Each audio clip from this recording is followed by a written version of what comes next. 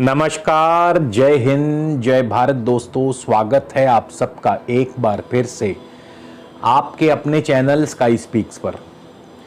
तो दोस्तों, आज हम बात करेंगे कन्या राशि के लिए नवंबर 2022 कैसा रहेगा, आपकी सेहत, स्वास्थ्य, नौकरी, कारोबार, और इस महीने आपको किस विशेष उपाय से लाभ मिलने वाला है। संक्षेप में बताऊं तो नवंबर का महीना आपके लिए ठीक वैसा होगा जैसा कि ग्रहण के बाद उगने वाला एक नया सूरज, यानी कि आपके लिए एक नई सवेर, एक नई भोर लेकर के आएगा। और यदि ये कहा जाए कि ये महीना भाग्य आपके पक्ष में रहेगा तो इसमें भी कोई दो राय नहीं। तो कहीं भी जाइएगा मत दोस्तों, वीडियो को जरूर शुरू से लेकर अंत तक देखिएगा और हमारे चैनल को सब्सक्राइब करना मत भूलिएगा। इसके अलावा यदि आप मुझसे किसी भी प्रकार का निजी ज्योतिषीय परामर्श लेना चाहते हैं तो स्क्रीन पर या इस वीडियो के डिस्क्रिप्शन में आपको मेरी कांटेक्ट डिटेल्स मिल जाएंगी। आप मुझसे परामर्श के लिए संपर्क कर सकते हैं, मगर शुल्क लागू रहेंगे। तो आज का ये गोचर आपकी चंद्र राशि पर आधारित है, यानी जिनका भी चंद्रमा जन्म के समय कन्या राशि में था उनके लिए आज का ये गोचर है। सूर्य, बुध, शुक्र, केतु आपके द्वितीय भाव में है। सूर्य नीच के हैं, शुक्र अपनी राशि में है।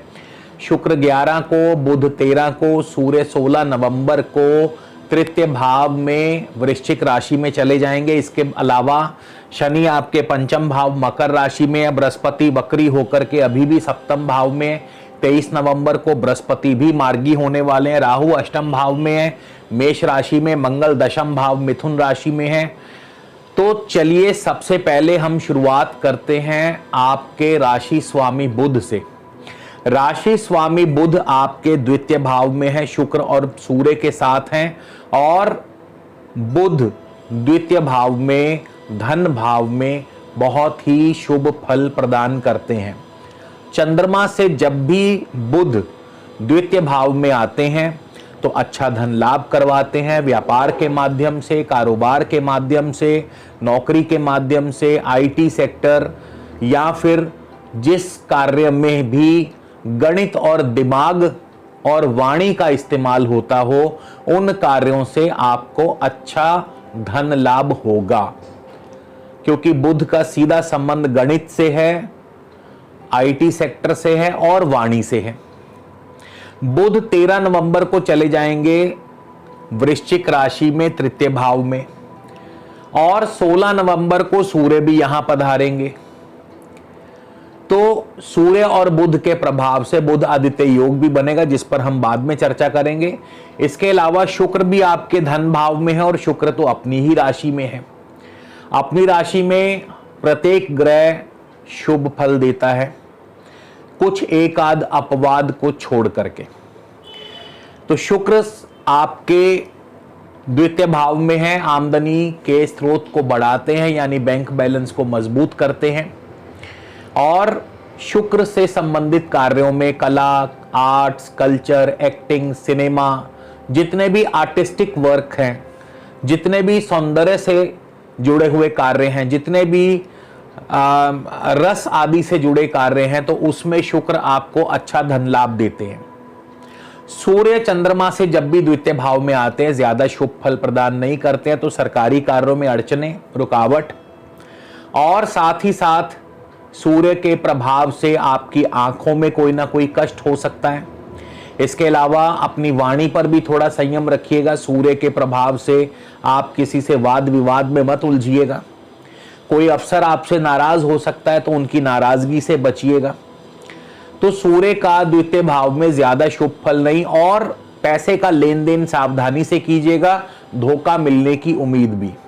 जहां एक तरफ बुध और शुक्र शुभ फल देंगे, वहीं सूर्य थोड़ा सा खराब फल देंगे, क्योंकि सूर्य यहां पर नीच भी हो जाते हैं। केतु की बात करें तो केतु भी कुछ खास बढ़िया फल नहीं देंगे। केतु भी आपके पारिवारिक जनों के साथ, कुटुंबी जनों के साथ आपको वाद विवाद में उलझा सकते हैं, तो वाणी पर संयम रखने की जरूरत होगी। अब ये तीनों ग्रह, शुक्र 11 नवंबर को, बुध 13 नवंबर को और सूर्य 16 नवंबर को तृतीय भाव में पधारने वाले।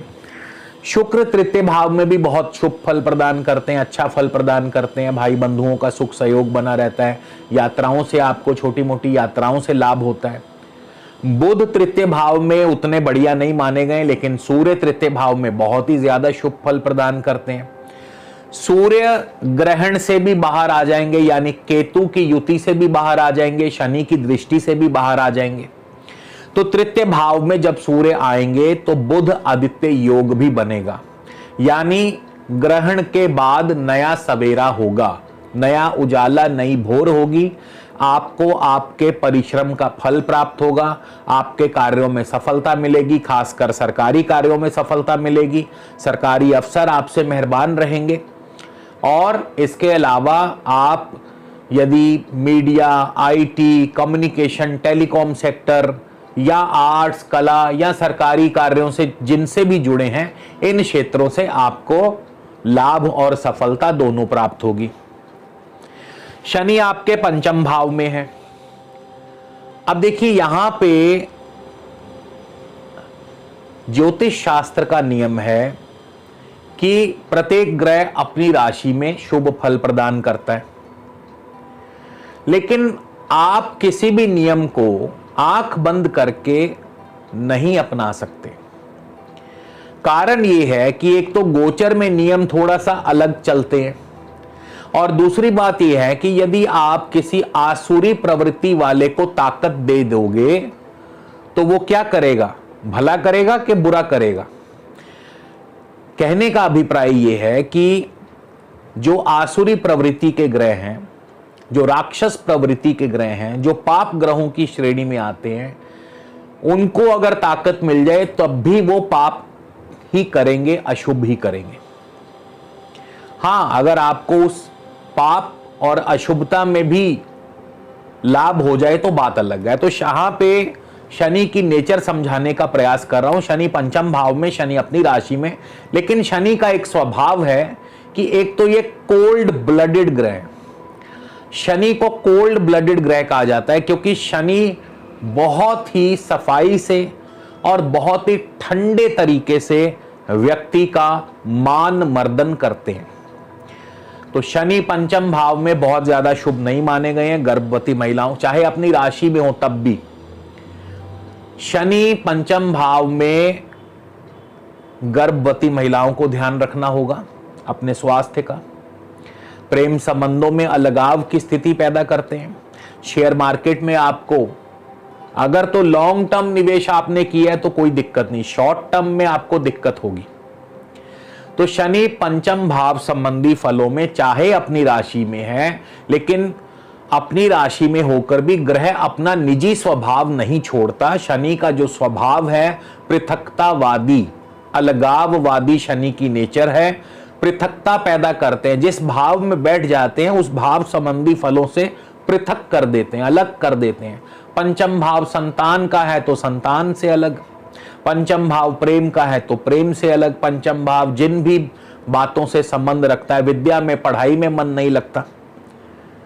हां, जहां गहन अध्ययन की बात है, जहां स्लो स्टडी, जहां कोई बहुत बड़ा थीसिस आप लिख रहे हैं, पीएचडी कर रहे हैं जिसमें सालों लगते हैं, ज्यादा समय लगता है, तो वहां शनि आपको शुभ फल देंगे। इस प्रकार से शनि का पंचम भाव में गोचर रहेगा। इसी तरह बृहस्पति आपके 23 नवंबर को मार्गी होने वाले हैं। अब बृहस्पति सप्तम भाव में वैसे तो बहुत शुभ माने जाते हैं। चंद्रमा से सप्तम भाव में बृहस्पति मान सम्मान बढ़ाते हैं, कारोबार बढ़ाते हैं, दाम्पत्य सुख की वृद्धि करते हैं, लेकिन बृहस्पति चल रहे हैं वक्री।